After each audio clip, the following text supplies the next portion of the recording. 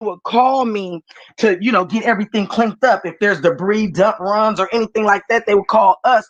If they, even if they want to do a little bit of demolition, because we clean like that too. So if just say if they wanted a building and they want that building down to the frame, we'll come and do demo. We'll take that sheetrock out. We'll take that installation out. You know what I'm saying? So this right here, I think is going to be something really, really big for this community. Karima, because you from here, we don't have a staffing service here. I'm the first staffing service that's going to be here from Real Linda Boulevard to Elkhorn, all the way up to 160. Right? Right? So yeah, I'm happy about this. I woke up ecstatic. I woke up energized. I'm not gonna eat no breakfast. I drank 3 cups of water. That's my breakfast, baby. Yeah, electrolyte. A little bit of electrolyte in it. And we about to move forward. I'm just happy to be able to do it. I'm happy that I got the vision to do it.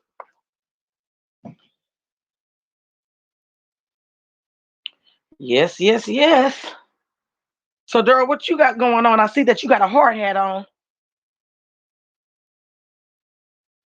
Yeah, that's what I was about to tell you. I'm about to go in there and do some electrical work, so I got to get off. I got to kind of concentrating on this. Yeah, yeah, yeah. Start critical. Okay. Well, Check back way on a little bit. See if y'all still on. well, get with us a little bit later. I'm waiting for my Conrad to pull up so we can go and see what's going on with my building. I got somebody that's in a building downtown and they taking too long to get up out of there. They should have been gone an hour and a half ago from cleaning that building. So the alarm is not set. So I'm about to go over there and see what's going on. With And you that's guys, about it. see where you are in a couple of minutes. All right, peace. Okay.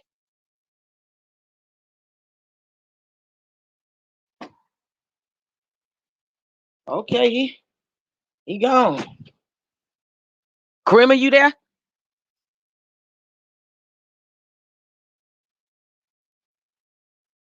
Yeah, I'm so happy, Karima. You just don't know. I'm so happy. I'm so happy. If I did the dance, I'd just be doing the dance all day. Do the dance, do the dance, do the dance, do the dance, do the dance all day. Ah, yeah.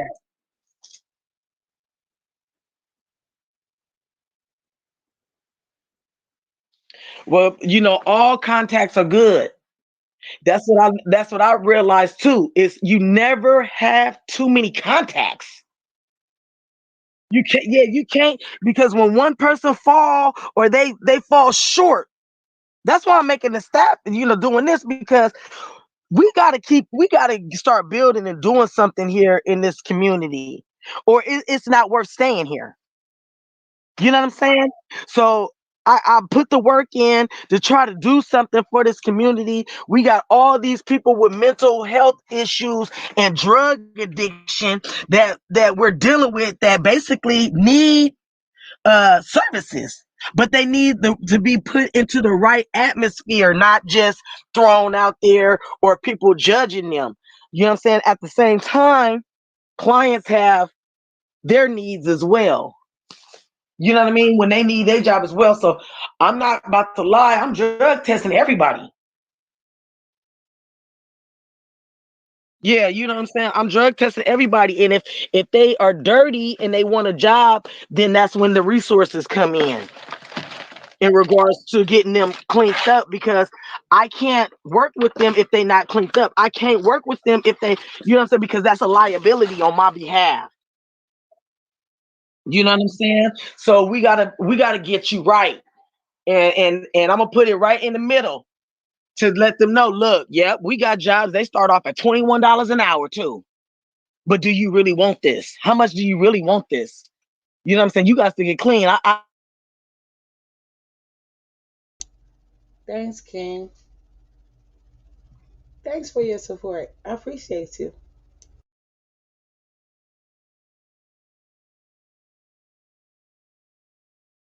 it's almost like they're laughing it off. The past year. What's good, Rima? Why? You niggas don't want to pick up?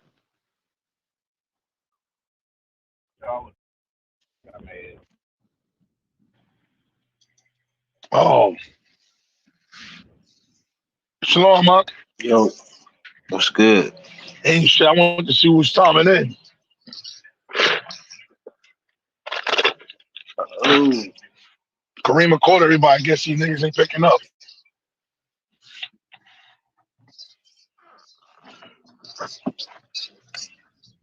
What y'all stayed on late yesterday?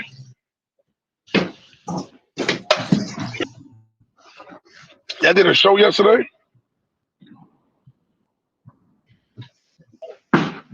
I think it was the day before yesterday. Oh.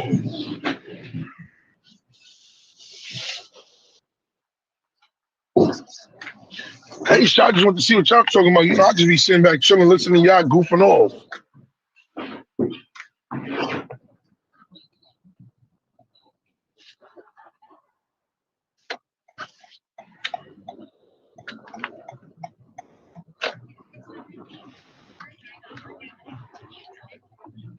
You know what it is? They don't talk about the example, like Mighty Hebrew. He been living out there now for like the last 4 or 5 years, but he don't talk about the, like you said, he don't talk about the shit that goes on out there. Now, my thing is, if your finances is not stable, there's no way in hell you'll be able to survive out there because you have to have all your ducks in a row, and most niggas don't.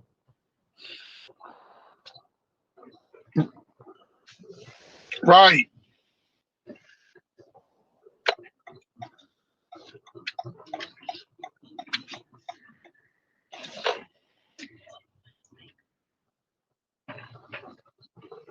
right. That's true.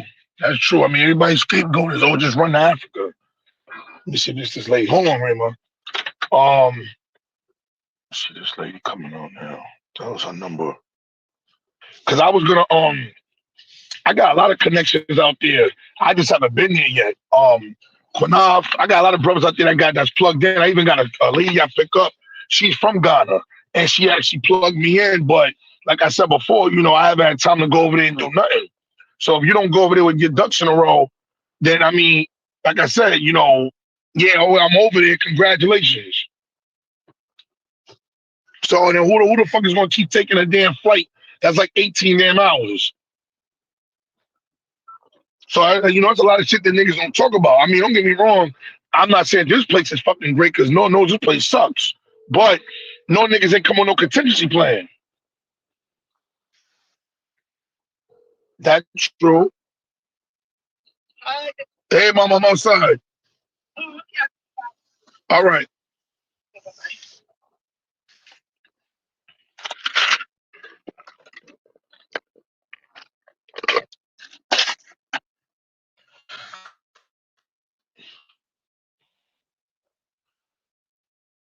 right.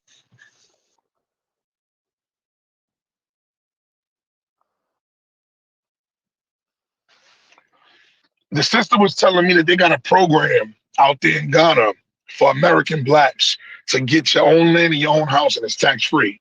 Meaning, like, let's say, like, you know, $10,000 of our money is probably like about $100,000 over there. So she said, you come out there between 5 and 10 grand, you get about 5 acres of land, you get a nice little small house, and they got a package deal where they, you know, they set you up with a bank account, you know, you get all that shit, and you have like a what do you call them people, like a foreign exchange student. They'll rent out your house until you're ready to come back. But the foreign exchange student will also send your money for rent to your bank account. Right,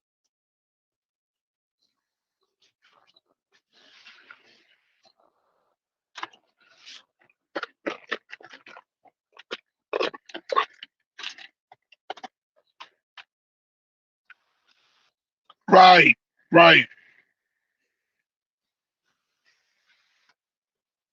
right.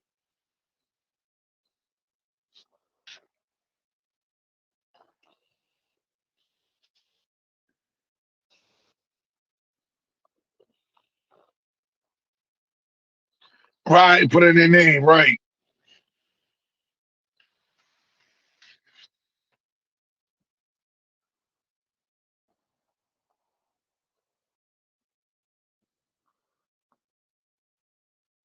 Wow.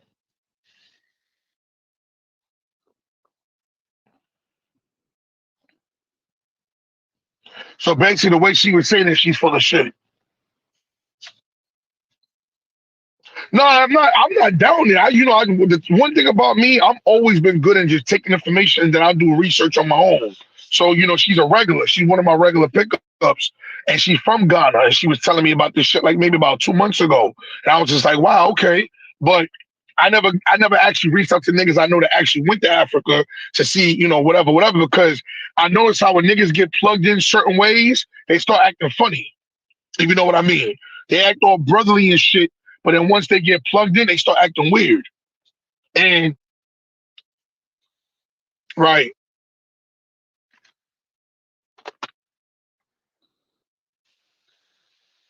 nah, you're right. Never. I mean, Mighty Hebrew talk a lot of shit, but half the shit he talk, he be lying. And I know him personally. Right, I know Mighty Hebrew. Like I've actually broken bread and eaten with this nigga, and I know Mighty Hebrew's full of shit. So right,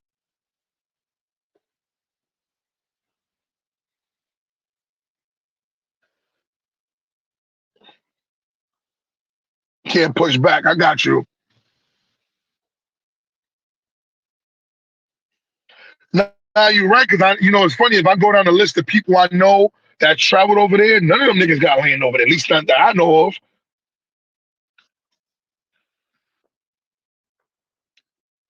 Right, right. How you doing, mama?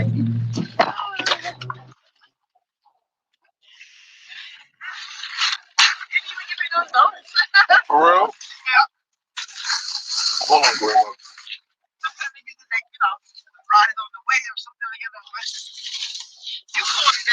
That was me, yeah, because I just pulled up. And then my next trip after I dropped off is in Carp City, so it works out perfect. So who was the one, Karima, who was the one that brought up the whole thing about the whole going over there and buying land thing? Oh, so we got African brothers in the group. I didn't even know that. Oh, okay.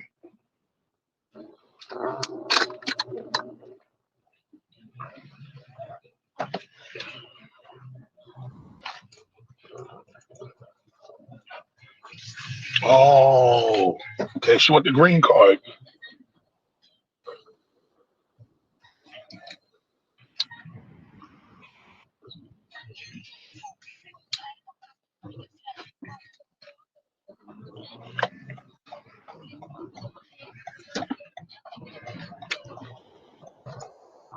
Right, right.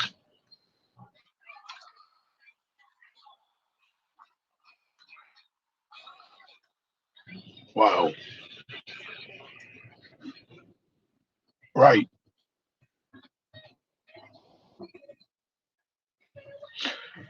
Yeah, I guess you know what I guess what it is because that country is so much more bigger. I guess, and this is much more smaller. I guess it's more. We see it more in this, in the light. We see that over here than we would see it over there. If that makes sense. That's because we live over here. Right, right, right, right, right. Suffering the same thing we suffer. Right,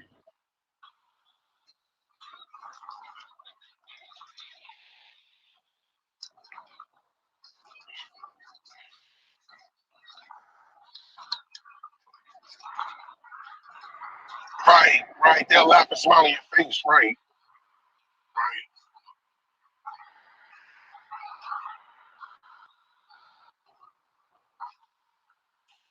right. Mm. Oh boy. So what you said to the brother? I said what you said to the brother. I said what did you say to him?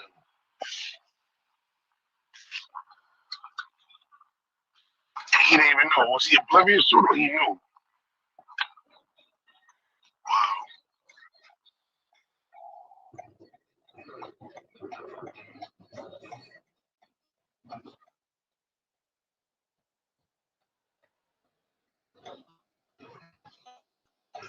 You know what hurts me the most? We're in income tax season, right? And I've been preaching this to my people for the last 20 years. If black people would just take one income tax check and come together, we could go down south right now and buy up a whole bunch of land and start doing our own thing. And we will not do it because the first thing we're to do when income tax come is to do what? Go shopping. And I see it every day, especially my generation. Anything from the age of 25 to 45, as soon as that tax check hit, the first thing you're doing is seeing everybody on social media going shopping. And how do I know? Wifey just sent me a text message asking me, am I going to go shopping for the house? Because that shit came yesterday. And you know my response is, why do we need to? Because we got everything already. But then I become the bad guy when I tell her to save her money.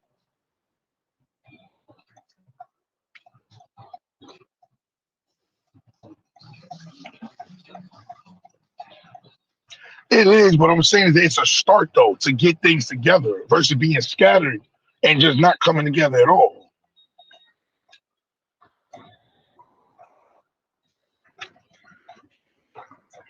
That's because we always let somebody in.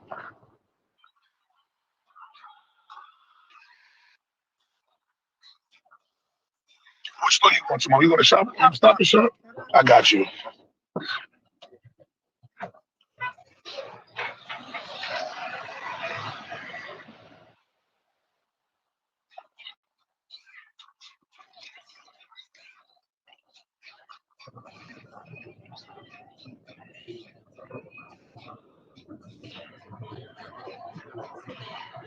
Yeah, true, but I'm just saying that that's still a place of restitute to get away and start something versus just being just saying.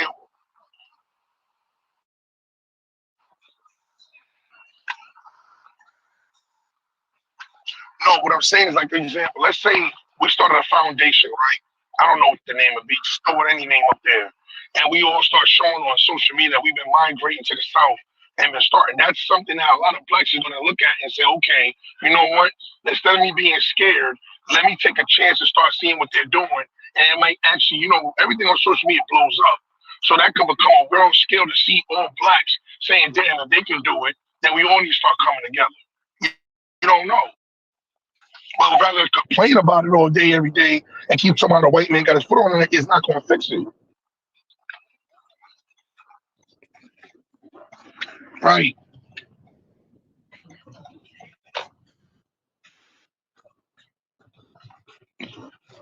Yeah, they could. I mean, anything the white man can take away from us in America because they basically founded it on slavery. They own every damn thing. But I'm just saying, rather than sitting back on the couch and watching the Knick game and complaining and smoking weed all day, you got to find something to start off and do.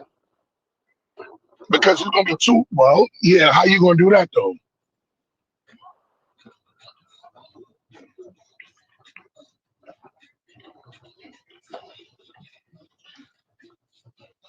If the white man found out that blacks were secretly starting the military under their damn nose, they'd be done killed every single one of us and had annihilation. I got you. I'm just waiting for them to move. I said, let somebody snitch that we got our own military. They're gonna be sending bombs galore over there.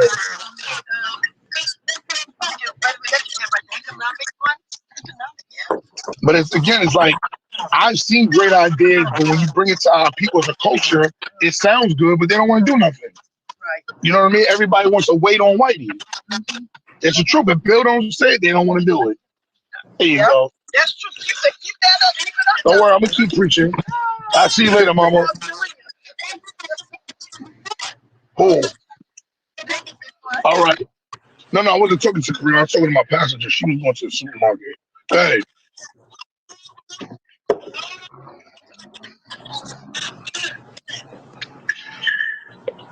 What I'm saying, all right, watch this, right? From this group alone, I would say, like, Karima, what state are you in? You in Cali. Okay, so you're in the West Coast. So the only ones in the West Coast is you, Yashar, and Kareem, as far as I know. So now y'all got your own shit to even deal with on that side, because that's a whole nother monster compared to what we got to do over here on the East Coast. So that's already a problem already, is even trying to get East Coast and West Coast blacks to even come together. That's a fucking problem in itself. Yeah. Let alone talking about some big shit. Abdul, am I lying? No. You got niggas that's still stupid that tell you they don't want to fuck with blacks on the West Coast because we got music differences. That's just how fucking ignorant we are. I'm not gonna fuck with Abdul because he don't like the same music as me. So we gotta look at the stigmatization or the program to start from the bottom first to figure out how you gonna get niggas to accept certain leaders, be good with those leaders, and not feel like these niggas is being above you or that nigga ain't my damn daddy. Like me, I've always been a leader, but I've always been submissive to a nigga that's more smarter and educated than me to show me the way if he wasn't wicked. I never had a problem with that. You got some niggas that got an ego problem where no matter who the fuck you are, you just never gonna be above me, period. You know what I'm saying? That same thing with sisters. You got if you get 10 sisters in a room, you be lucky if 2 could be on a sisterhood. Because the other 8 gonna be talking shit about you behind your back. It could be the most silly and stupidest shit. You know what? We don't like Karima's eyebrows. We don't like her fucking nail polish. Nigga, what the fuck does that got to do with us building a community? And we'll sit here and start strife over something so stupid. Fellas, we can get past certain shit.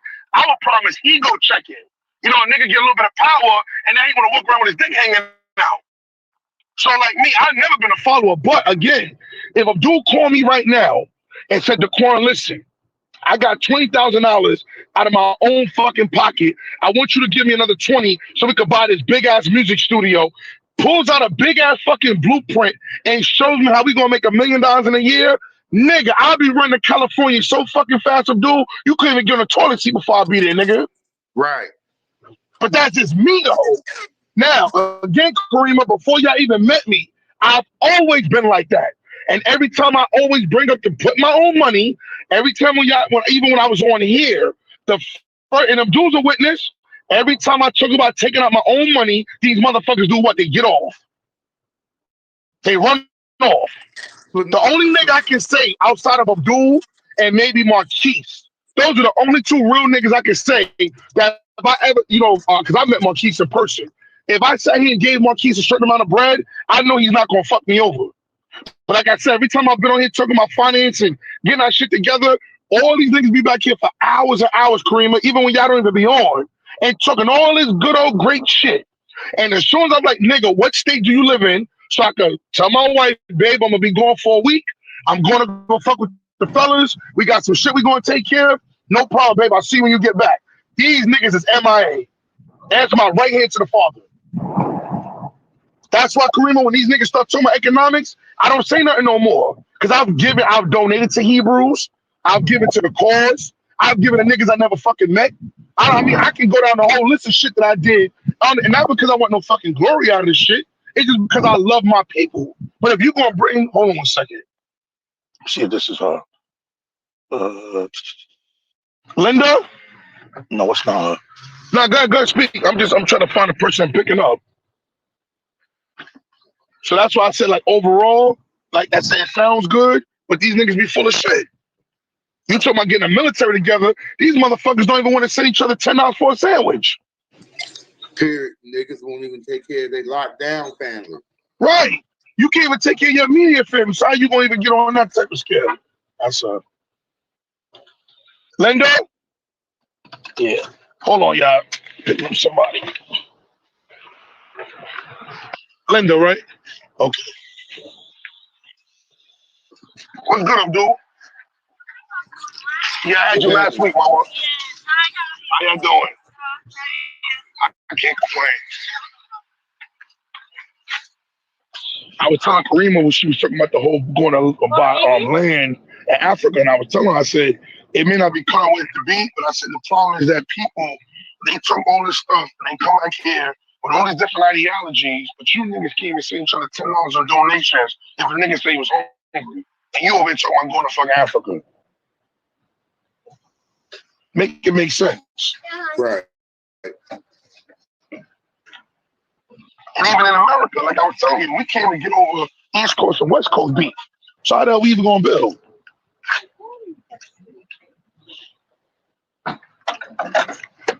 No, you're right, Karima, you're not lying, because for the last 15 years, all I've been hearing is Hebrews talking about I'm getting the hell up out of here and I'm going to Zamunda. To do what? To do what? A wife? A wife? That's what it is. A woman? That's what it is. That's what it is. She not lying. They want that Zamunda booty. Look, if you couldn't like, if you can't find a wife around you, Right. I'm done. You know me, Kareem. Man, come on, man. You know that don't make no sense to me. And then if you can't make it, if you can't build where you at, how do you think you gonna go somewhere? Right, that you foreign to, a place that you foreign to.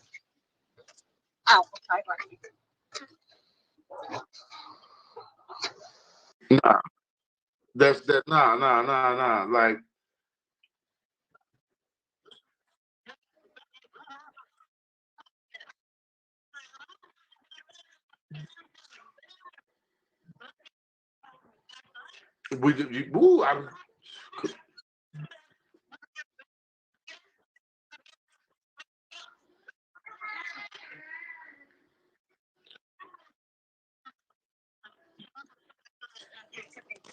right. It's the same shit I was telling my boy the other day. Look, we all going through different but similar and the same circumstances. At different and at the same time. I say, I know it don't make sense, but you got to look at it. I'm not doing nothing that you ain't doing, that he ain't doing. We done all been presented with the same obstacles, decisions, and choices. You know what I'm saying? And you know, some of us didn't learn from those earlier obstacles, and some of us just keep falling. You know, that's not my fault.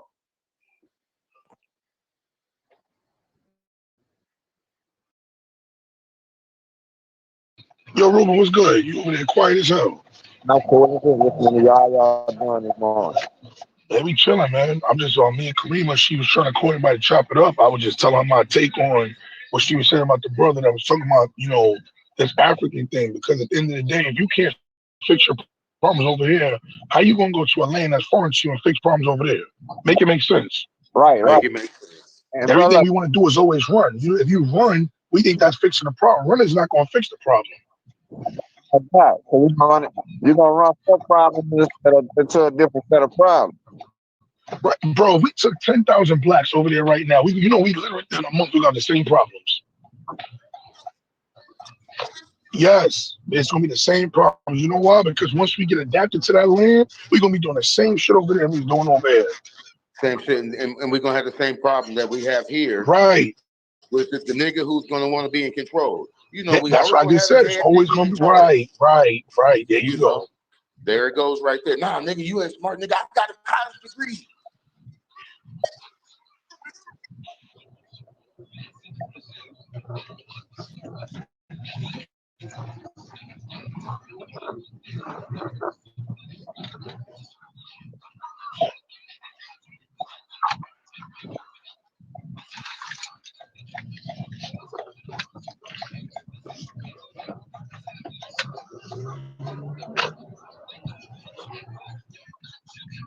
You know what I'm saying? And me personally, bro, I ain't got no problem with Africa. It's just my ancestors. They fought and they died. They worked and shit over here, bro. And I ain't willing to slap them in the face. And I think we doing a disservice to our ancestors by doing that, by running. Because it's like, well, they survived it, then why the hell we running? Right. That don't even make sense. Well, that just like it says. You know, some of us stayed, some of us left, and we all got scattered, right? So yeah, the word said we got scattered to the four corners. That's we all over the damn place. Right, like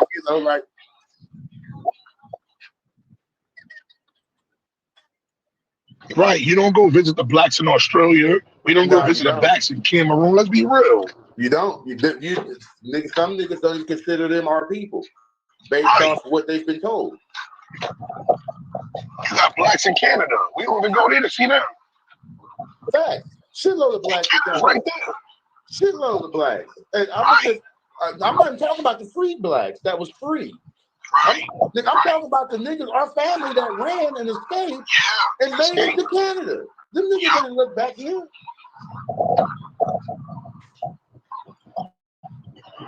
Right. My mama's family got tired for Canada. If a lot of us really like try to backtrack our lineage, you'd be surprised what kind of ancestry you probably got over there in the north, and you wouldn't even know. You'd be surprised. I was telling my nephew that Juan, he was going to take his little DNA test. I said, yeah, that's fine, but that's for entertainment purposes only. I said, nigga, you know your grandmama on your mama's side, you know your grandmama on your daddy's side, and you know the other people behind that. Go back and look and see those people so you can see who the fuck you is before they place you somewhere and you be talking about you some new shit that's on the map. Not only that, I talk to these people before they leave the earth, man. Yeah, man. Talk to these people before they. And a lot of us make that mistake by letting our grandparents pass on without even having a conversation to find out who you are, who your people is, who I they. definitely know my grandmother's side is Geechee. She from South Carolina. I already know that for a fact. Those are all Geechees. Right. And then my father's side is from Georgia.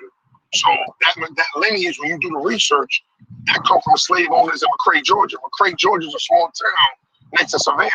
Right. So it's a whole bunch of Irish families that own that land. It's like Scottish and Irish families that own that land that had slaves.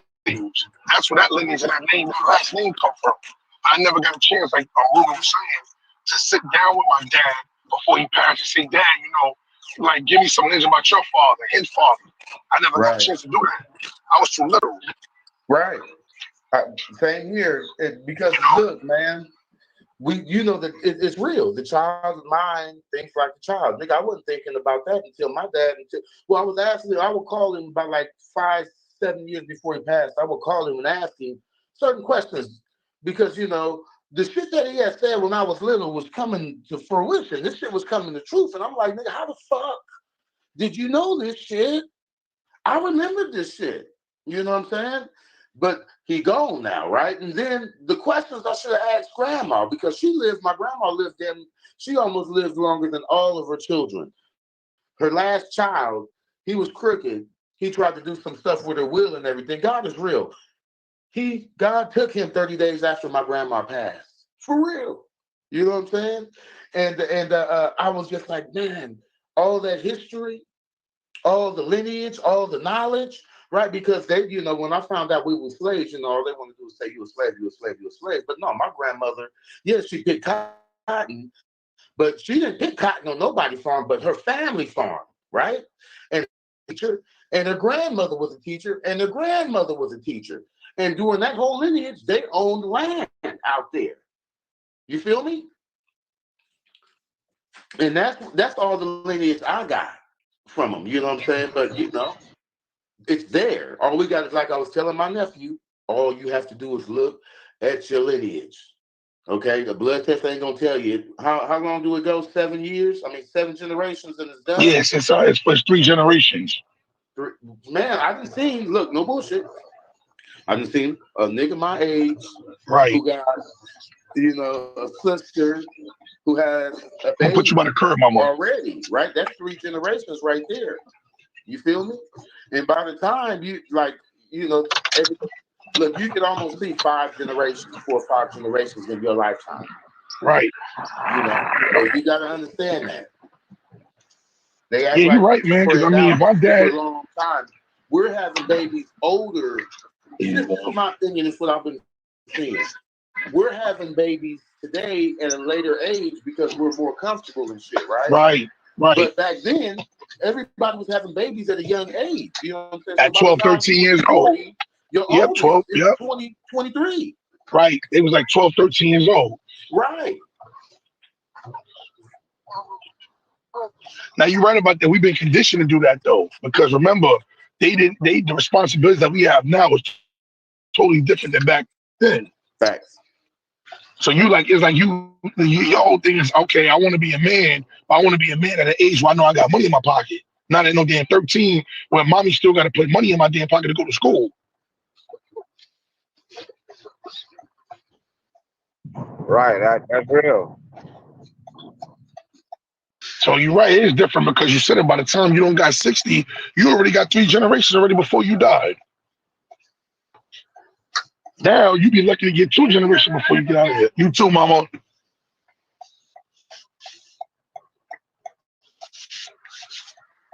That's deep. Ruben, you ever tracked your ancestry on both sides? Yeah.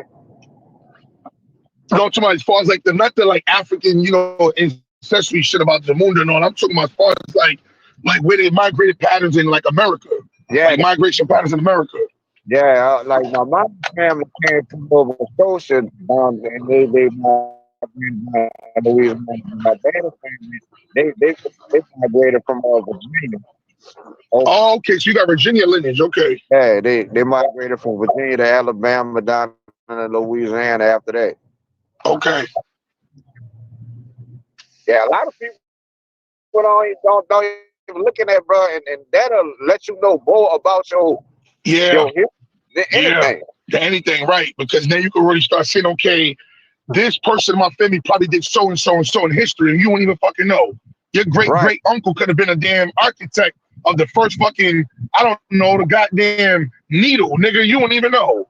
You don't even know, right? You don't fucking know. Because we just talking about that now. Like, we don't make everything on this damn earth, and we don't even know half the fucking ancestry to know who did it. You don't even know if you related to George Washington Carver. That's what I'm saying. That might be your fucking great cousin, nigga. You ain't gonna never know. Because look, this shit is passed down. Hold on, I believe in that book. You know what I'm saying? I trust in God. You know what I'm saying? More than believe. My faith and everything's in Him. But just like you said, that fruit don't fall far from the tree. Right. Promise and shit is passed on. So is greatness and what we call intellect or the genius gene, whatever they want to call it. The genius gene, right? That shit is passed on. It might skip a generation or two, but in that bloodline, it will pop up somewhere. So a kid in about 30, 40 years, when they have children, that child might be a genius. You know what I'm saying?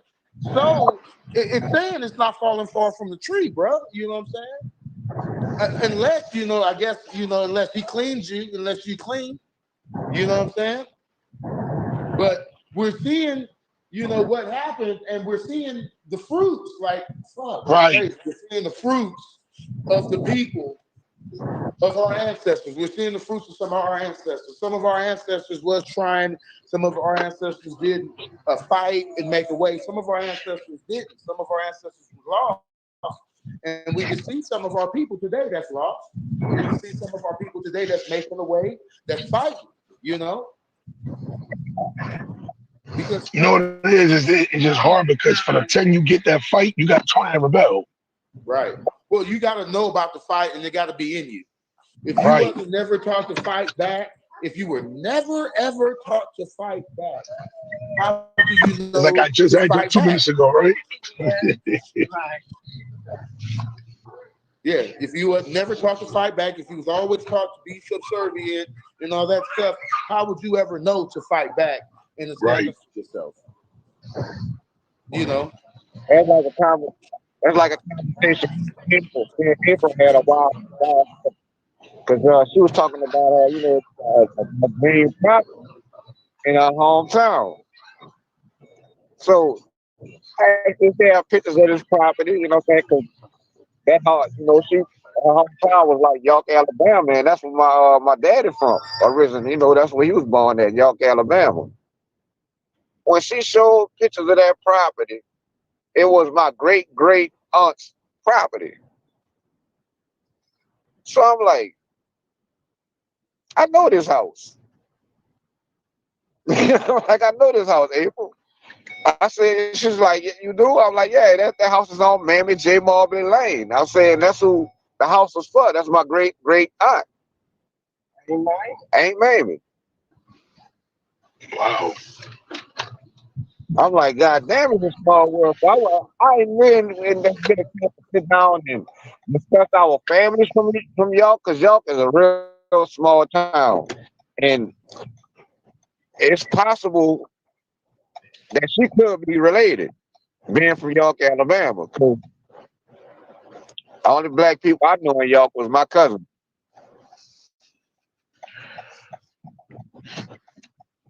See, I never got a chance to think, my family, they all try to hide behind old paths. So when you try to get them to open up about, lineage and all that, they start getting weird and start getting emotional. Well, it's a lot of trauma. You know, That's what it is. It's a lot of trauma, right? when I look, you know, my dad, right? I know Thank you, him, mama. and I know the man who raised him, but the man that raised him ain't his biological father, right? Right, right. But even though he had his last name, and come to find out, grandma, when she married him, changed my dad's last name and everything when she left the South and everything, right? So Right. when, you know, we asked grandma, she gave us the look. It was real sensitive. It was. She was not going to speak about it, and you know when your grandma gives you them eyes, like nigga, we don't talk about that, right? Right, we don't talk So about that's that, where she right? left it, right? But you know, my nephew, he's digging. You know, he want to dig, and I'm trying to aid him in his way. You know what I'm saying? Because I got questions too. You know, I really do. All right. Nah, because I'm telling you, remember, so we was touching on the topic about talking to grandma, right? Check this out. I can't even ask my grandma that shit now. You know why? She caught dementia 3 years ago, bro. So my grandma's 86 years old, still look beautiful, body intact, everything, but her fucking mind is gone. So I could never even sit down with her right now and be like, hey, Grams, can you tell me so and so? Because she all over the goddamn place now. Yeah, bro. That's one thing I was blessed, bro. I'm blessed with that. Me and my grandmother, we was best friends. Like, you hear my little brother? Yeah, well, like, we used to play with them like two of them. Wow. Now check this shit out too, man. I'm gonna share some real deep shit with y'all. I found out from my older brother that lives in Georgia. My Uncle Willie, my father's brother. This one of the most crookedest, wickedest niggas that did my dad dirty before he died. I found that this nigga has and owns over 250 fucking acres of land in Georgia. And he didn't pay not a shit damn down for it. 250 fucking acres of land, bro. He signed some deed with a white nigga. I don't know if that nigga was like a coon to him. I don't know if he was an Uncle Tom. I don't know what the fuck it was. But they said that Uncle Willie got a deed that he shares with a white man with 250 fucking acres of land in Georgia. I think he bought that shit about 30, 40 years ago. Probably I think he got maybe the late 80s or early 80s, sometime around there. And I'm like, all that fucking land and everybody on my father's side, even my mom's side, could be down there doing their thing. And this motherfucker got the name of that land is just sitting there not doing a motherfucking thing. It's been like that for the last whatever years he's owned that shit, just sitting down there doing nothing. Because if I'm not mistaken, the white guy that he signed a deal with, that nigga dead.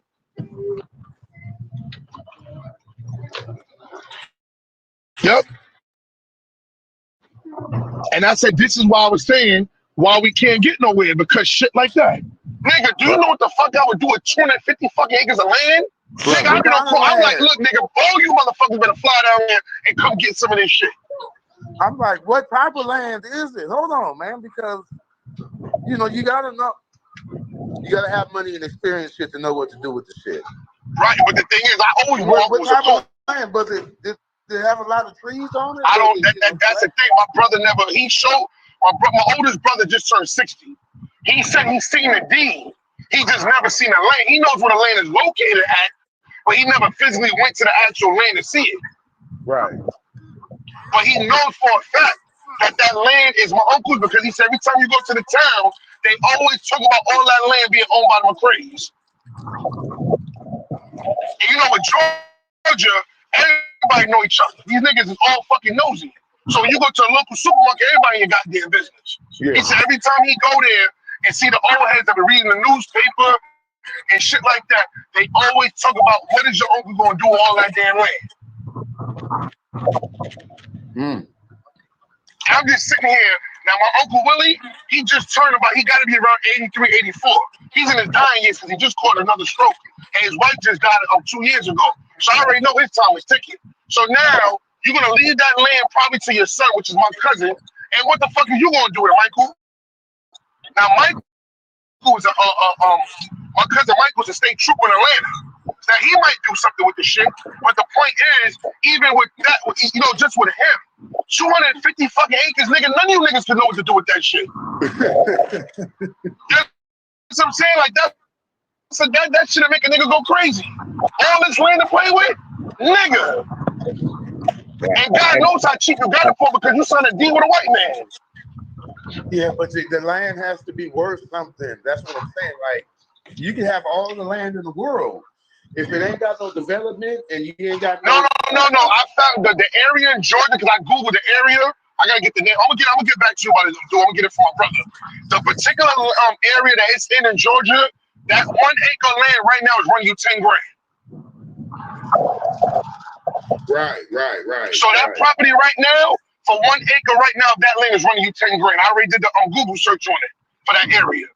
So That area is very he got 2.5 million worth of acres. He got 2 point. There you go, nigga. He's sitting on $1 million worth of fucking land.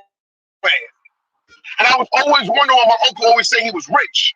But you know, they got a 3rd grade education. So, Right. you know, I never really understood what he was saying when I was little. But he was like, yo, everybody's like, yo, you know your uncle's rich. I'm like, Uncle Willie ain't no fucking rich. That nigga's a doorman in Manhattan, nigga. He ain't no fucking rich. And he always kept saying, no, nigga, your uncle is rich.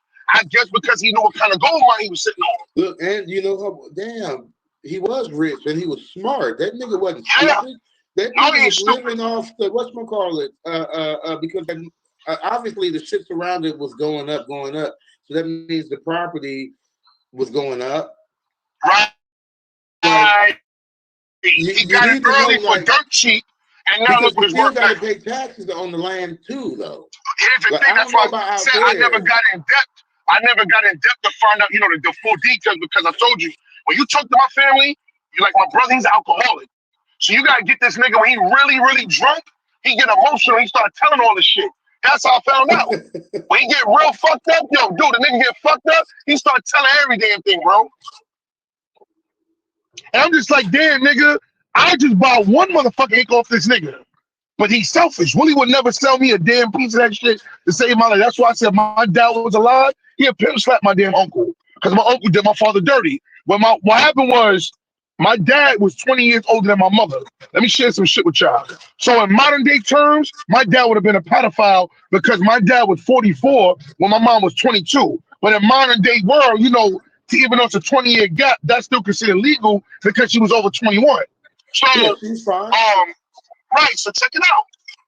Now, my dad was raised in Cotton Days. Remember, that nigga was born in, like, I think his obituary said 1939.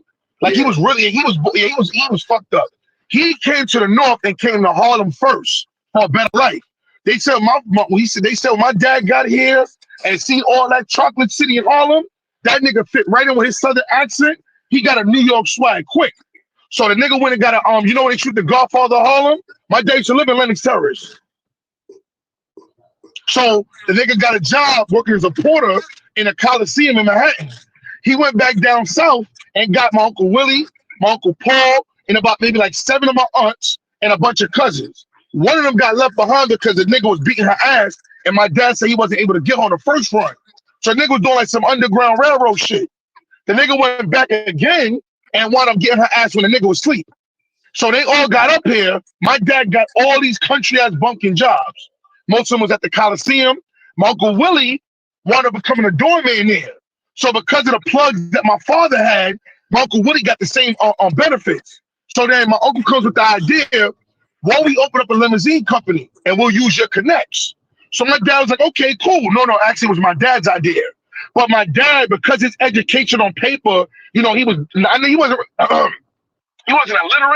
but he wasn't the smartest fucking tick in the world when it comes down to paperwork, if you know what I mean. So he always trusted my Uncle Willie to take care of all his assets. So still to this day, my dad thought that all the assets that he did with his brother, that his brother put his name on them deeds. Do you know when we found out my dad died, Willie didn't put a fucking name on none of those deeds. So the limousine business was in my Uncle Willie's name. The fucking it's a boat that my dad bought. Willie's name is on that. What else? It's in McRae, Georgia. When you first come out of Savannah, there's a small town called McRae. There's a little red house. That everybody thought that was my dad's house. Guess whose name is on that deed? Willie McRae. So every fucking thing, every investment that my dad, my uncle fucked him over. And that's why I said, with that 250 acres of land, I know my father had something to do with it, but probably got knocked out of the fucking deal.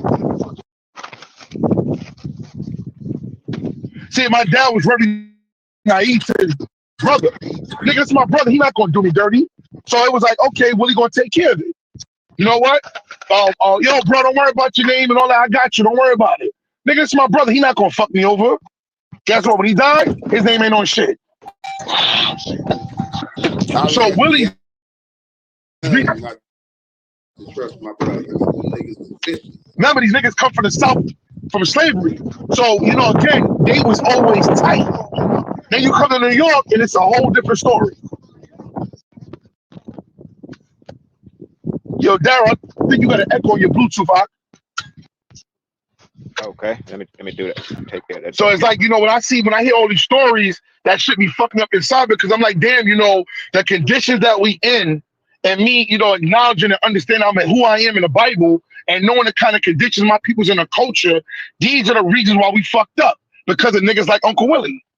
So if you get niggas like my uncle that has access to that type of money and power and land, and you ain't doing shit with it for your people, then what the fuck are you, nigga? You might as well call yourself a traitor.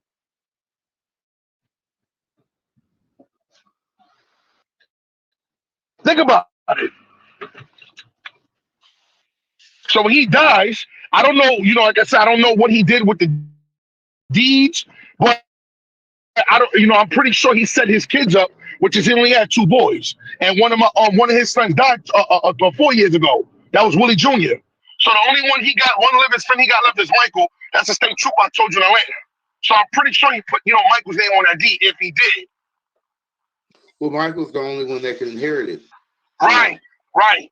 Now, if And the thing Michael about it, wasn't my here, cousin, he's retarded. So you talk to him about something like that, he not gonna open up. Like I said, them niggas on my dad's side is fucking weirdos, bro. So the only blessing I got is my older brother, the alcoholic. He owns 10 acres, the ones I always told you about. I signed my deed last year. I got a whole acre of land in Hillsborough County, Georgia. But again, I haven't. So what I'm gonna do is probably towards the end of the summer, I'm gonna go down there and start seeing, you know, like, you know, talk to my brother about things I could do with it. As far as, you know, if I want to put somebody down, because I got a whole bunch of stuff I could do with it. You know, that's one thing about me, an acre of land. I could, you know, I was thinking about putting a big ass house, but then I'm like, you know what? I could put an Airbnb. There's a college that's right down the block from my brother, maybe 5 miles down the road. I'm like, nigga, if you put a big ass fucking house here and gut that shit the right way, you could rent this shit out while you niggas is going to college. And my brother's right there. He can man that shit for me. But he's a fucking alcoholic.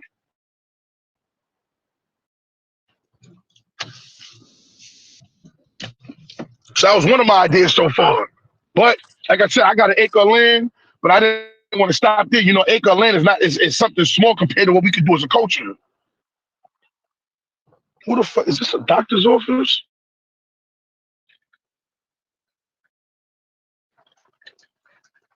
Okay. 344. Yes. It's okay. Yes, this clinic right here. Okay. Y'all can hear me? yeah, we can hear you. When you just talk, you sound like you was talking. Yeah, okay, right there. No, I'm over here talking about the lady I'm picking up to make sure I'm at the right address. Right. All right, let me call this damn bro. Darryl, what's your take on it, bro?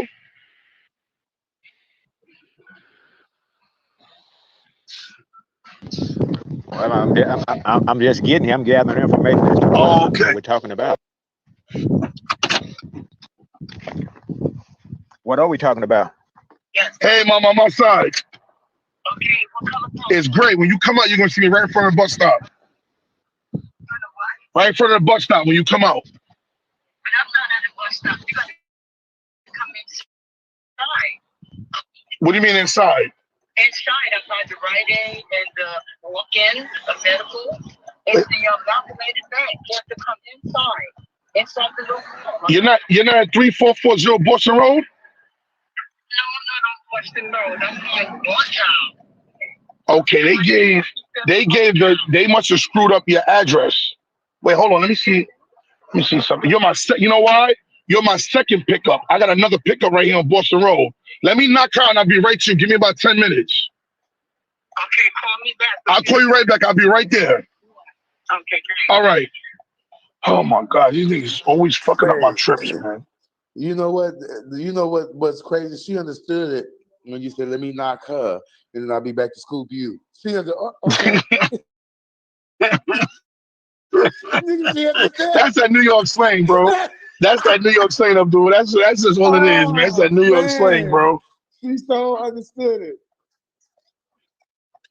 Right. You, right. I was expecting me, and she was like, "Okay, yeah, I guess." Nigga stupid. She understood exactly what that nigga said. Oh, my bad. You're my second pickup. I got another stop before you, ma'am. Let me handle that job, and I'll be back to pick you up shortly after. Okay. This lady right here. So what is the main topic of discussion? Well, she can I can tell him. I'm gonna go on mute. Well, Kareem and Daquan was talking when I joined.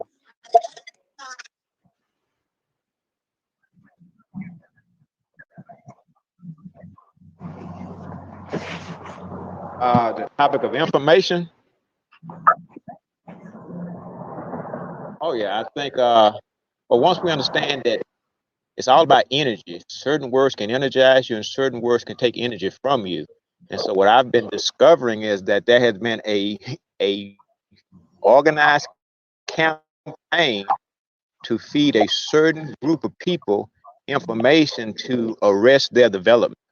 But I think all of that was to be for a season. I mean, we're in the season of exposure. So I think what's happening now, the same way a lot of stars are being exposed, a lot of information is out here. So now I think it's time for certain information that was dead to now be resurrected. And you can see certain patterns in nature. There's a beetle called the circadian beetle, and it stays asleep. I think some of them patterns, it stays asleep. I think stay asleep like 13 years, and some of them stay asleep, I think 17 years. So I think now we're at an age or point now where information that was believed at one time is going to be challenged by people who bring new information, and that new information is going to be inspirational as well as transformative to a people who have been deprived of that. It's almost like depriving a plant of a certain aspect of light. That plant will grow, but it'll grow with what's called an aberrated nature. And once that plant begins to get the true nutrients that it needs, it won't be that same plant anymore. So I heard the brother talking about his brother being an alcoholic and things like that. All of those things are possible with us now because we have been deprived of a certain nutrient in our diet, which is what's called absolute truth. And once again, so when it starts to come, there'll be those who start saying, well, that's not the truth. That's not what science is saying. You have to challenge these scientists because once again, they had an agenda to hold back information, and we agreed to that agenda and to what's called the end of a cycle or end of a season or end of a world. And that's what we are now, at the end of a world, but it doesn't mean a physical world. It means a spiritual understanding on certain aspects of reality that we once had that we have to now divorce ourselves from to become these beings that we're destined to be.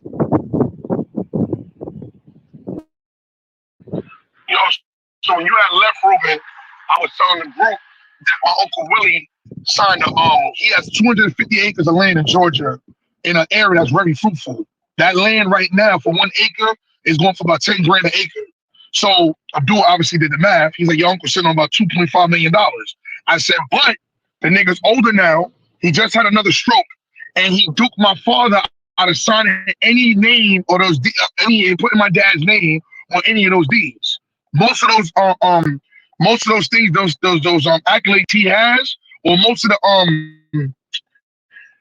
things that he has came from my dad. But my dad always trusted with all his affairs, and he didn't put my dad's name on none of that shit. Man, so when you left out, I was just saying, these are the reasons why now we can't get together or get out of the situation we in as black people in a culture, because why?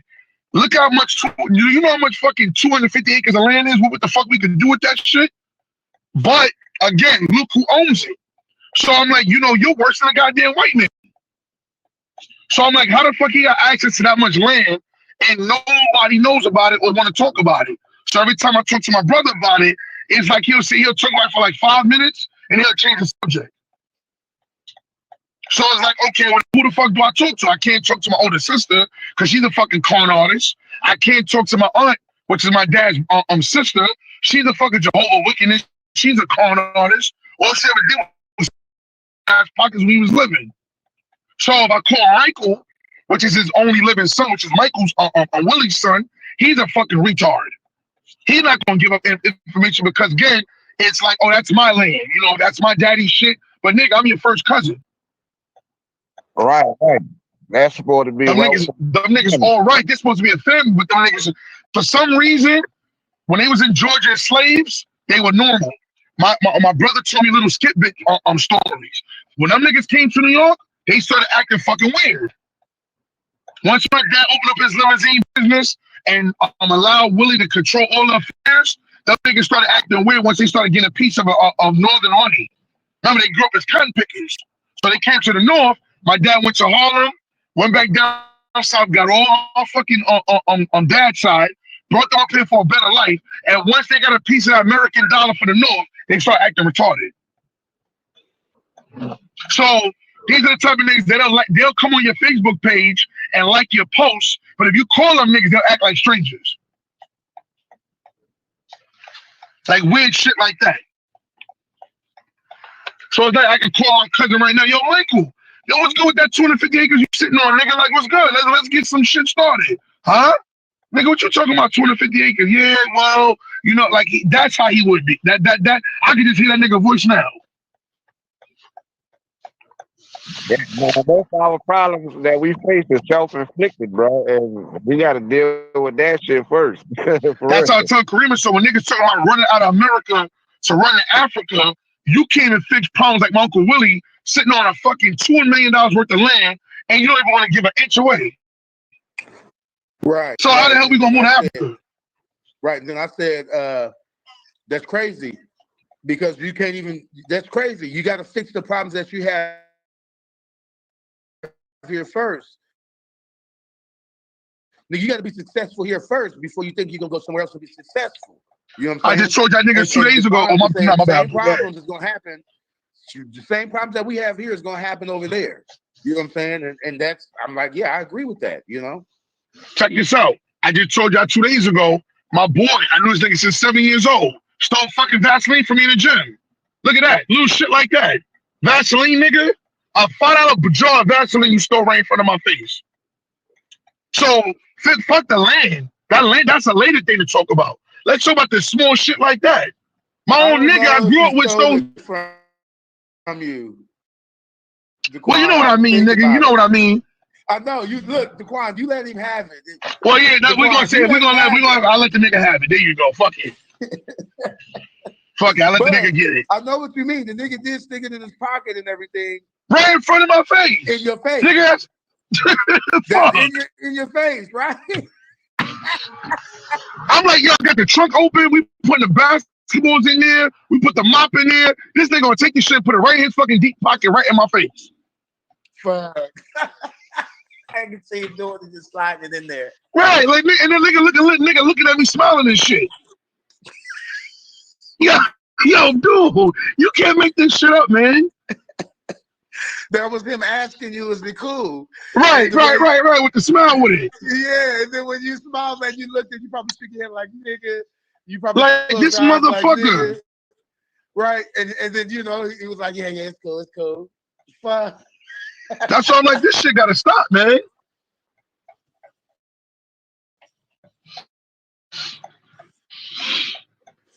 I've heard, like I said, I've heard a lot of ideas back here over the years, even before some of you brothers. And I'm not talking about, dude, you've been here forever. But some of the new niggas in here, and I'm like I said again, all the shit that you niggas talk about sound beautiful. I don't see none of you niggas coming together, and most of you niggas don't even live far from each other. That's the crazy shit about. I said, you know, I made a video about 2 years ago, and I said, you know what's sad? Niggas are so thirsty to come on your page and comment and fucking troll and do all type of stupid kiddie shit. But niggas that's on your social media most probably live only a couple of miles away from you, and these niggas rather get on your fucking page and goof off, but won't even invite you to dinner to break bread. Now check that shit out. So I said, if you go on your Facebook page to do a roll call, you'll be surprised how many niggas right in front of your fucking area you wouldn't even know. Right in your area, dude. Nigga, we went to the same school. Do the hood roll call, and then how many of them niggas you actually see? I know I did one years ago. There was like 7 Hebrews that lived in New York. I'm like, well, I got a car. This is what I said in the video. You niggas ain't gotta come to me because I know how funny acting niggas are. I got a fucking car. I've always had a car. Niggas to make a meet and greet so you can stop fucking coming on my page trolling so we can all break bread. Don't worry about the fucking bill I pay for because I know you motherfuckers is cheap. I said all this shit in my life because I don't give a fuck. So I'm like, I'll cover the tab. I don't care about none of that. But you niggas are not going to keep coming on my page. You live 2 miles away from me and you would have rather be on my page trolling than actually meet up like real men and fucking eat bread and shake hands and break bread. So guess what? I gave them niggas a month. I knew the exact niggas it was because I seen the comments of who lived where. A month went by, I blocked every single one of them motherfuckers. Because you niggas is fake. Yeah. What the only thing I see about that, until all of us have been debriefed, I think it's dangerous to go into business with any of us. That's one thing niggas are full of. No, I didn't say business. I said sit down and break bread. You hear what I said? You have to meet somebody first. Well, even with breaking bread, unless we haven't had this debriefing, all of us are dangerous. We have I don't believe that. You know why? I don't met 7 people from the Lions Den in person, and I didn't even spend the night at fucking 20 houses, and I never had a problem. Then they probably have been debriefed. I'm saying once again. Okay, watch this. Debriefed from what I call the Willie Lynch program, and I don't mean Willie Lynch from the old way. Willie Lynch, wisely injected lethal lies internally embedded in us, limits our natural conscious healing. And as long as we have that lie on the inside of us, we are a potential agent. I don't know if you ever saw The Matrix. The Matrix was showing how anybody could become an agent at any moment if they had that particular agent gene in them. Okay, watch this. Once we have been debriefed, then you can trust that person, because at that point, you know that person not gonna sell you out for money. It's a principle that they stand on. I hear what you're saying, but watch this. I got a witness on this court. That's what I'm telling you. Abdul embraced Marquise coming to his house. Did Marquise do some fuck shit to you, Abdul, as a witness? Because you was on here. You on here. No. He brought this nigga in his house, met his family, his wife and kids, and they broke bread. Did you feel any weird feeling about this nigga?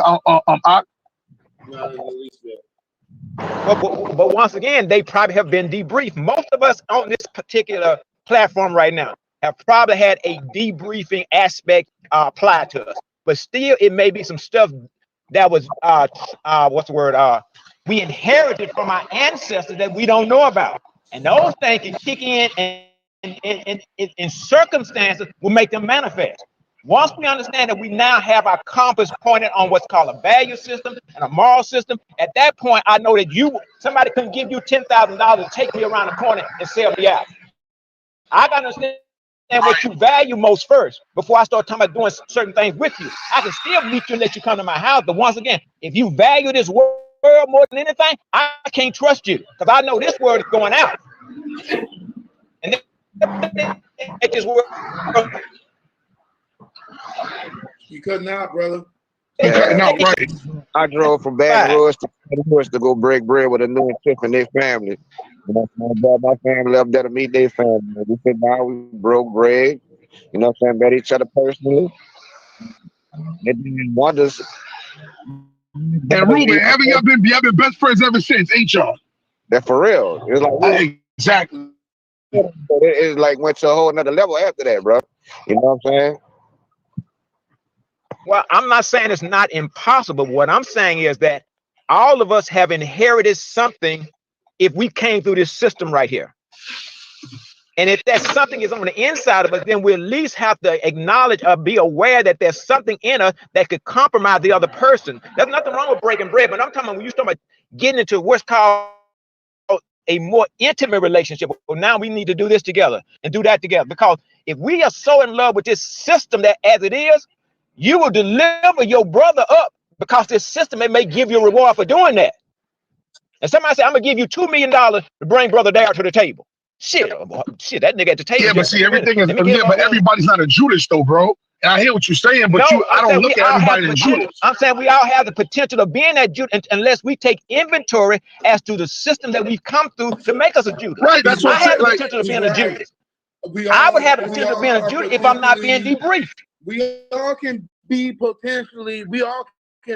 potentially become the Judas, especially if they have certain leverage or a family member, child, or whole family held hostage. And I sell it to anybody. You know what I'm saying? You get sold out quick. If niggas got my whole family tied up with guns to their heads or whatnot, but for money, no, I wouldn't. But see, all of us, there's a price. But I understand what the brother Daryl is saying. You know what I'm saying? Because loyalty, you don't buy loyalty. You can't buy loyalty. You can't buy loyalty. That's a natural thing that's given. And then just like you said, I kind of understand what he means by debrief. Like what he means debrief. You know how me and you didn't talk, Karima, we didn't talk, and Ruben, we didn't talk. We didn't gave testimonies of our lives to each other. We didn't reveal things that we normally don't reveal to everybody. Right, that we don't talk to, right, that you don't tell everybody, right. Right. So, that was the debriefing right there. I understand what Daryl's saying. Right. You're not wrong, because mostly everybody in the Lions, as far as I know, we all know each other. We just some of us haven't actually seen each other in the flesh, but we know each other's spirit. You know what I'm saying? Like, if I pop up, I think right now, and again, if I think I'm safe to say this shit. If I popped up on Abdul's property right now, I don't think this nigga will freak the fuck out. If you look at how they did some things like in the military, I think it was the 1970s when they held the hostages in Iran for, I think, something like 360 days. They held them behind enemy line for 360 days, and 3 and 4 years later, they still had them in debriefing program because they knew that the enemy could have embedded something in them to make them not be what they were. Right. And if you don't understand that debriefing process, it can be something in your genetic makeup that they put in that back in slavery. Right. That you don't know will come up at a particular time. Like I think of the movie called Manchurian Candidate, where they put something in, and when they hit that certain signal, all of a sudden he became this entity. So that's what I mean. We got to really come to understand on how they made us hate ourselves. And once we at least understand that, we understand what the debriefing process needs to start at. Right. I got you. It's a trigger. As soon as they sound the alarm, it's a fucking trigger that goes off in your head. Exactly. And you don't even know it's that because it's so skillfully done. You're dealing with scientists and engineers when you're dealing with this thing right here. Right. They knew what they were doing. They would bring slaves around and make sure that they saw certain things and put certain fears on us. And we don't know. You can pass on that post gene, and we don't even know it's there. But at least once we at least have an acknowledgement and an awareness, we understand how to undo it. It can be undone. I don't know. I'm saying it can be undone, but we just at least have to know that it's there. Right, we got to acknowledge it first. Right, we have to acknowledge it. Well, I'm agreeing with you, but we're similar to fruit. You know what I'm saying? So I'm gonna get as simple as I can. If I have some tomatoes that were stressed out, and I got fruit from those stressed out tomatoes, what do you think is gonna happen to the seeds that I plant next year? Are you think they're gonna be healthy, or are they gonna be stressed out? Yeah, it's gonna carry some of that. It's gonna carry some of that stress in them. Facts. And even still, even if I get that stressed out and I pick the best one, guess what? There's a potential that sucker trips out. Right. And becomes stressed out, and I could have planted my whole garden, acres with it, right? Yeah. So that's what I'm saying. Like, see, the thing about it though, that same fruit, that same seed that you're talking about, if it's put in the right environment, then that thing that you're talking that's stressful, let's call that the dominant part. Now the recessive component. That recessive component can be permanently arrested if it's in the right environment. They have a mice called the agouti mice, for example. They fed in a particular diet, and once it fed from that diet, it created all these abnormalities now in this particular mice. And the offspring also had the abnormality. But when they gave the agouti mice a different diet called a methanol-rich diet, the abnormalities that were now in the offspring began to be arrested. So what I'm saying is, this could have happened to us, but with the right spiritual diet, meaning the right truth on the inside of us, it can go in there and nullify all of these things that they put in us, hoping that would awaken in some later date in time when they needed to activate certain things in us. I'm not mad with it. It's like I've used this example before. If you take any disease toward the sun or any virus toward the sun, just by the brilliance of the sun being the sun, it will nullify and annihilate that thing. Once we become the embodiment of absolute truth, anything that's on the inside of us is going to be nullified and arrested.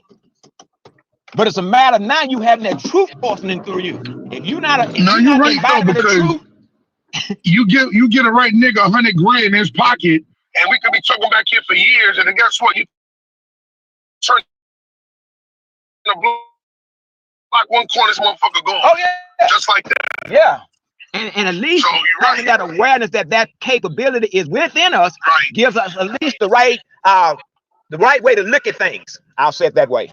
Somebody said to me years ago, and they said, it really hurts to say this as a black man, but we can't take everybody with us. And I know that shit sounds like it sucks, but it's the truth. He was like, because there's going to always be those that they'll sit there and they know the greater good or they know the greater picture could be done. But and I mean, you just broke it up the way you said it, bro. You actually did it. You said it the right way. They got so much shit going on in their head that as soon as we even get to an inch of where we got to go, they're going to do some shit to destroy because they can't help themselves. Look, man, didn't it say that in the Bible? You know, I'm not the Bible guy. You're the Bible guy. But didn't he say that's what them niggas did to us? The Lord freed them from the Pharaoh. Yeah, yeah. They was not even 3 seconds later. Right, he went to go talk to the Lord for, I don't know how long, but he went to go talk to the Lord. And while he was talking to the Lord, when he got back, these niggas then fashioned the golden calf. Yeah, it was deep. That nigga was gone for 10 minutes and them niggas started acting retarded. Right. So, yeah, I mean, is we the lost sheep? I don't know. It looked like it. Some niggas is lost. Yeah. Yo, dude, you know damn well we don't lost sheep, nigga. Look, ain't no better way to fucking describe us, nigga. Look, you can't be found if you ain't lost. I can't make all right? Oh, shit. If you lost, I'll let you be found where you at. I'll let you be where you at. But when you're ready to be found, I can let you know who found me. That's it. It's a shame, though, man. It's really a fucking shame. Because like you said, the brothers, like you got to beat out over 500 years of oppression out of a person's mind. So it's like you said, the shit that we eat, these niggas could probably press a fucking button and the McDonald's fries that go in your damn stomach could probably trigger your ass over. You wouldn't even know it. Facts. And I've seen some shit like that on Netflix. Right. And then the science knows that when we're addicted to these substances, right? If we just did it a couple times, we would take it for a week or something like that, we could beat that real quick, right? But the longer that we're on that substance, the longer it is for us to get off of it. And get off of it, yeah. Right? So if I've been been drinking hard for 15, 20 years, or if I've been smoking drugs for 15, 20 years, or whatever it is, whatever my vice was, right? It's going to take just that long for me to get over it to where it doesn't affect me, right? So we call them triggers. So where I see something or smell something, whatever, and it's not going to trigger me and make me want to crave that again, and we're not looking at that aspect. You know what I'm saying? We didn't just stumble and now we're trying to get fixed. It was years of us stumbling and bumping our heads and whatnot, being lost, being infected, like the brother Daryl said, before we got woke up. I'm going to do the Matrix just like he said. I'm going to do the Matrix. You remember on the Matrix, the one nigga got woke up, but then he sold Neo out because he wanted to go back in. And that was the Judas. That was the Judas. He wanted to go back to sleep. Yeah. He wanted to go back. He's like, fuck that shit. He's like, I want to go back to sleep, nigga. Fuck that. Some niggas do just want to assimilate, y'all. Like, has that ever been a possibility in your life? But you know the Matrix was made after the Bible, right? The original woman that made the movie, right? Now Neo wasn't supposed to be white. He was supposed to be Will Smith. Right. And Jada Pinkett was supposed to be on Trinity. And what happened was this nigga took the bag to go do Wild Wild West, and that's where they put this nigga Keanu Reeves in it. That's why the niggas is called the name of the people in the shit was called Zion. And the name of the shit was called Nebuchadnezzar. Yeah. That whole shit is about Israel getting awoke. But again, if you don't know the woman that made the book and knowing that she was an Israelite, you would never even know why the whole movie was even made. She was showing you the concept that our people would rather be what? Rather be asleep and be in this fucking illusion that we in than get awoke. And that nigga was a good Judas. The nigga said, no, I want to go back. I remember that shit. That shit was funny as hell. He's like, no, take me back. I want to go back. I want you to make me look good. That nigga Yo, on the contract. right. I want my dick to be bigger. Right, niggas, I want my dick to be bigger. Yo, niggas said I want the hottest girl. Got that nigga good and killed his ass, dumbass. Straight dumbass. Well, it's a lot of responsibility to go wrong with being woke. I think it is. That's true, because you're right. When there's some shit that you be privy to, that you're like, God damn, I didn't want to know this shit. Yes, you can't even enjoy movies anymore. Once you really get woke, you're gonna see all of the programming they're trying to do to the people. It's lonely to be woke.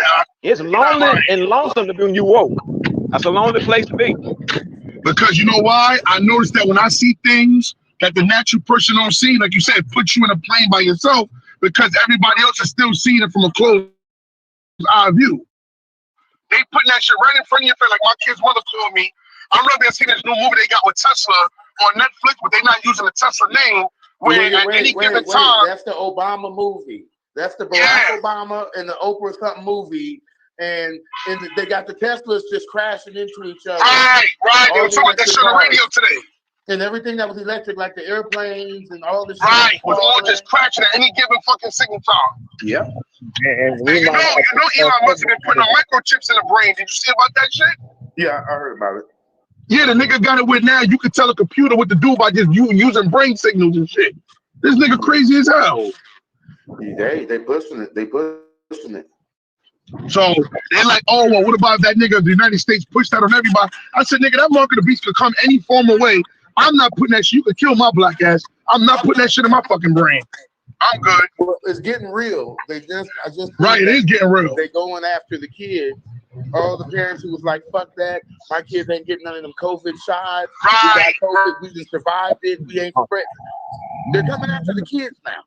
So the first round was the parents.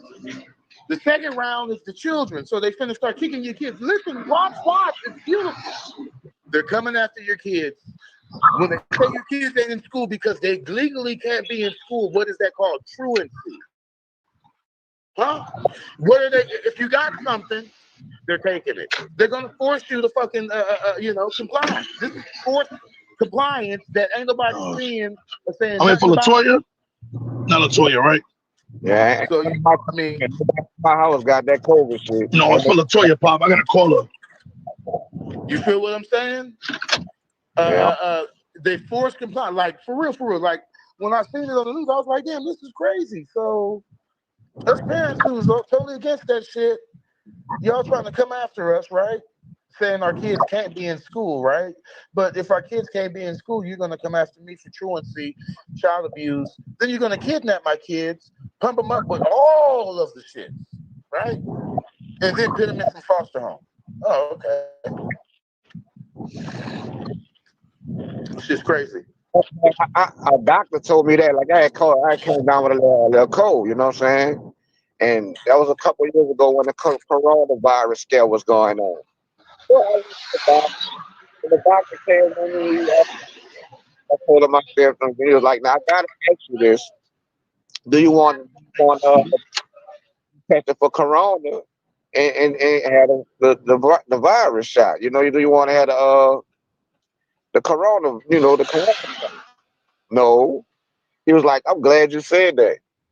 I'm like, well, why you say that, Doc? He's like, because everybody coming here with the same symptoms that you have, be panicked because of the media and automatically think they need the coronavirus. I mean, they need the corona shot. The vaccine, right. He was like, but it's like they forgot about the flu. They forgot about the common cold. Like the coronavirus, the corona vaccine not gonna help you with that. It's like if I didn't have to take it for my job, I wouldn't have took it either. So once he said that, I'm like, hold up. So what are you really saying? What are you really saying? You're a medical professional who's saying that if you didn't have to take your job, you wouldn't have took it. I ain't put that shit in my body. That's why I think I don't work for no damn white man. Yeah, bro, I ain't taking none of these vaccines. They can keep that shit. Yep, I ain't put none of that shit in my fucking body. That's why I think the Lord, he got me out of that shit, out of the matrix a long time ago. I ain't gotta work for no fucking white man. So when they start that bullshit in New York, good luck with that. Cause you Right. won't be getting me to put that shit in my body. I got my Hebrew Israelite a religious exempt form, and guess what? That motherfucker staying strong. Look, So they ever start that shit over here, I'm exempt from that shit. It's against my biblical and religious beliefs. Y'all go fuck yourself. look, we got hit with that shit before they called it anything. The year that it happened, this was in like November, right? For the fucking vacation. My daughter came home. She came home. She didn't take off her backpack, shoes, or nothing, her jacket. She just laid down on the little footstool, the little stool right there. You take your shoes off when you walk in the house. And nigga, in about like 2 weeks, we was all sick. The worst fucking cold I've ever had, right? But we wasn't even tripping because we was getting over it. But little man, he was only like 1.5 at the most. You know what I'm saying? He got it, and he was growing this little green shit in his eyes. So we took him to the hospital, right? They gave him a little shot. He was fine, and they tested us, and they said, "Yeah, you guys got a virus, but we don't know what the virus is. But you guys are on the mend. It's okay. You don't need nothing else. Your son's fine. We don't need to give you guys anything. Everything will be good, right?" A couple months later, beginning of the year, it was Corona, right? Then it was COVID, and that was ridiculous. You feel me? That was the crazy part about it. And we was up in the mountains. You feel me? So we wasn't nobody up in this is the crazy part. Wasn't nobody in the mountains getting no shots. You know what I'm saying? We don't, we was already hella far away from each other. You feel what I'm saying? Wasn't nobody up there getting shots, and we wasn't spreading corona, but no new corona cases up there or none of that shit. And this was the crazy fucked up part too. Right in Sacramento, they was the stores was wasn't no milk or none of that shit. It was crazy. But nigga, it was milk and diapers and everything up in the stores up there in the mountains. Just being real. In the little local stores and shit. Right. And the local Walmarts, they were stocked with everything. Wasn't no fucking empty nothing. During the whole COVID. When the news was showing that the shelves was empty in Sacramento, I was calling some of my peoples out there in Sacramento. They was sending me pictures. I was like, nigga, come up here, man. You know what I'm saying? You got to spend some gas money, but come up here and you can fill up your car and drive home. Like that shit was planned. Like they did that. Like it was crazy. It was like they did that on purpose to the city to show you that y'all is at the mercy of them. You feel me? Don't never want to live in the city ever again.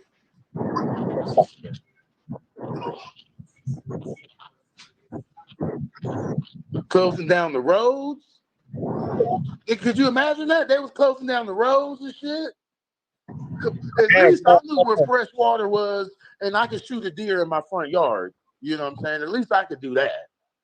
Yeah, I wouldn't move back inside the city limits neither to save my life. Baton Rouge is a big enough city for me. As you know, it's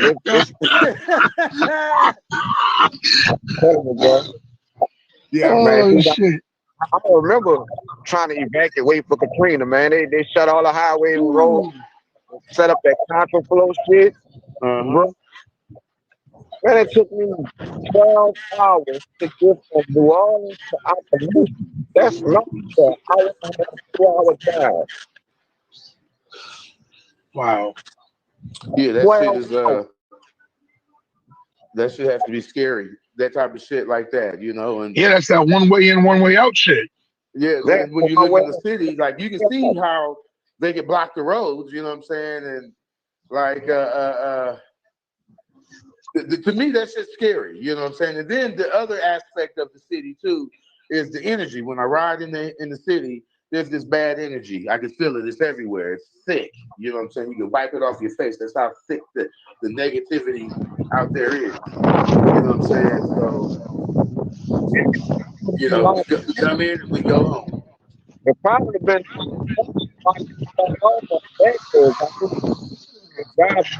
on the Louisiana highway. I jumped on the back road first, and bro, banding by myself back there till I get to the state troopers, directing everybody back to the traffic. They don't want you to get safe. See that? Well, one of the things I believe is that as they increase in their technology and power, I believe it's certain spiritual gifts that's going to awaken in us. Because if you had to really battle them in terms of just going to war, we wouldn't have a chance. They've got things called microwave bursts. They can be 100 miles away from you and release an energy and hit you in your ears and it'll have a delayed reaction, but you'll start bleeding on the inside something like 30 days later. They did that. I think they did that to some of the diplomats, I think, in one of those countries over there. Hit them with a microwave burst. They came back home, and all of a sudden they start bleeding out of their ears like 2 months later. And once they found out everybody had the same symptoms, they realized then that they had been the victims of some type of energy warfare. Like I say, they got things right now they can probably put in these phones, and while it's talking on these phones and give us something. Unless we develop some type of superpower that can shield us against that, we won't have a chance. And I believe that's what they know. I believe that they know that something will kick in certain groups of people to make them at least good opponents for the technological stuff that they've advanced in. Because if we don't develop some type of superpower, we can't win against this. It's over. Yeah, you're right. You ain't got to be afraid of that. That's not what you need to be afraid of. You got to be afraid of the unmanned drones that we know is real. Them is real. Okay, so they don't gotta. They're not gonna waste a single fucking pilot. They gotta stockpile these fucking drones, remote control, killer. They got their remote control submarines in the ocean, and they got their remote control fucking warships. Like, nigga, look, those warships don't even gotta launch a single F-1 fighter jet with a fucking person on it. They got smaller and better shit. Yeah, that's made out of electric. You know what I'm saying? So, like, it's really scary. You know, like when I hear brothers talking about starting a nation, where are we gonna get? Like, nigga, they got 1,000 miles start on us. That's why I said to Karima, like Karima said, we gotta get a military. I'm like, military? Where the fuck we gonna get? I said, if they even get a lick that niggas has come together and start a militia, they gonna kill us in a heartbeat with a drone. Yeah, like I say, they can release an energy burst on. I mean, you get in a group. That's what you get in a group. These folks have what's called targeted genetic stuff. They can target a certain genetic makeup. You can be 15 white people around you with a certain you know, I want to kill people with a certain genetic makeup. It's just like, oh, I got a phone call coming. Yeah, it's just like direct, like they, you know how before they'll shoot the missile and it'll make a whole bunch of it'll make a mess. They got missiles that'll shoot a spear right through your car, then explode. Yes, they got like, come on, this is scary. For real. They got shit to where they will not. Well, you know, minimal damage, minimal casualties to the civilians, but they're going to destroy their target. Now that's scary, and like I said, the scary part is they're being dropped and launched from remote control drones. You want to cross the street? And I'm not talking about the drones with the 4 propellers. I'm not talking about the drones that we got. The drones that I'm talking about is they look like regular airplanes, but they're remote control and they're called drones. Oh yeah, they've developed technology. They got ethnic gas that they can drop a particular gas bomb, and once again, it'll only kill people of a certain genetic makeup. So once again, if we don't develop, if something is not in us to unfold at this time, you could not go to war with them. And what they would want you to do is make you think that you can go to war. They have you getting your guns together. Now that'll help at conventional level. But if they come at you at the full force that I'm seeing that they have developed now, you know, unless we have a spiritual something that helps us, something in us that awakens, and I believe this is what I call the balance of the equation. As they develop that technology, it's gonna be certain things in us that unfold. But once again, you have to make sure that you now are a candidate to allow it to unfold inside of you. And that's a matter of getting all of these lies out of the inside of us. I think a lie is what impedes us from tapping into our superpower. I think they know that too. So as long as I can keep that lie on the inside of you, it's a certain aspect of your superpower that you cannot control, that you cannot access.